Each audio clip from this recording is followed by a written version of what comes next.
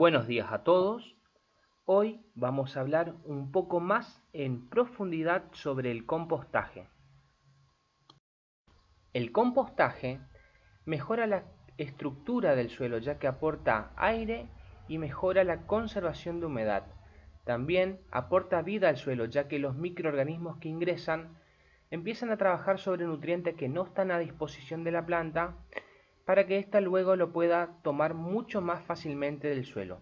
Es importante recordar que el compost no es fertilizante, sino es un abono y es económico ya que lo tenemos en nuestra chacra. Los materiales utilizados en el compostaje se van a descomponer en más o menos tiempo en función de las características químicas de su tejido.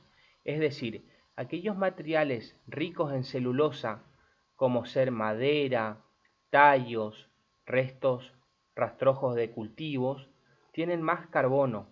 En cambio, aquellos de origen animal, pasto seco, cáscaras de frutos, tienen más nitrógeno y por lo tanto tienen menos celulosa. Es importante que haya un balance. Por eso se recomienda que una mezcla ideal tenga 3 partes secas, es decir, ricos en carbono, y una parte verde, es decir, rico en nitrógeno. También no es recomendable incorporar grasas, lácteos o carnes, ya que atraen roedores y cucarachas y generan mal olor. Los microorganismos son los responsables en realizar el compostaje. Para ello es importante que haya un ambiente favorable de aire y de humedad para que estos puedan trabajar al 100% degradando el material a compostar. Si hay falta de aire o poca humedad o un exceso de humedad, los microorganismos no trabajan con las condiciones adecuadas y se produce un compost de baja calidad. Para la preparación del compost se recomienda armar las pilas en lugares con sombra, no directamente expuestos al sol, sino debajo de árboles. Para ello conviene remover unos 30 centímetros del suelo para favorecer un buen drenaje y luego el material se va acomodando por capas. En la parte inferior se ponen tallos y ramas, rastrojos de maíz para favorecer la aireación y luego va una capa de vegetación seca, una capa de material más rico en nitrógeno y una capa de tierra. Y esto se repite hasta acabar con todo el material a compostar. Luego se riega y se cubre con un polietileno o una capa de tierra o de paja para evitar el mojado por lluvia y la desecación del material. Para la elaboración de un buen compost hay que prestar atención a no cometer estos errores frecuentes. Para ello debemos respetar la proporción ideal que son 3 partes de material carbonado y una parte de material nitrogenado.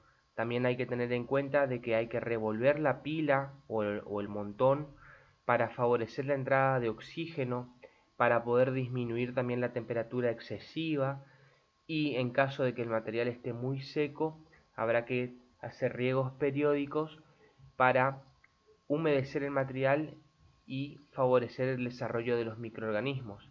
También hay que tener en cuenta la utilización de residuos domiciliarios como ser grasas o carnes que pueden generar malos olores o atracción de insectos como cucarachas.